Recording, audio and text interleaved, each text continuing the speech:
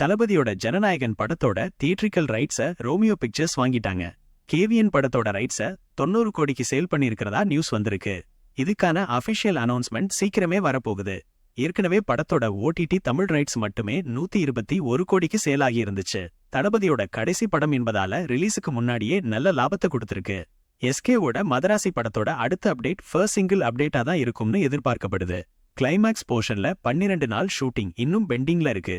SK இப்போ பராசக்தி படத்துல நடிச்சிட்டு இருக்கிறதால அதை முடிச்சிட்டு தான் மதராசியோட பேலன்ஸ் ஷூட்டிங்ல ஜாயின் பண்ணுவாரு.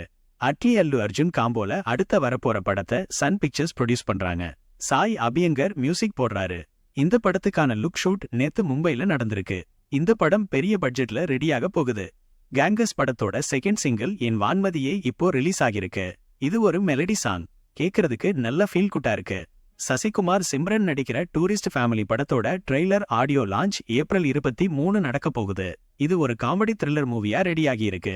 தளபதியோட சச்சின் படம் 3வது நாள்ல தமிழ்நாட்டுல 1.6 கோடியும் வேர்ல்டு வைட் 1.88 கோடியும் கலெக்ட் பண்ணானிருக்கு. 3 நாள்ல மொத்தமா தமிழ்நாட்டுல 5.5 கோடியும் வேர்ல்டு வைட்ல 7 கோடியும் கலெக்ஷன் பண்ணிருக்கு.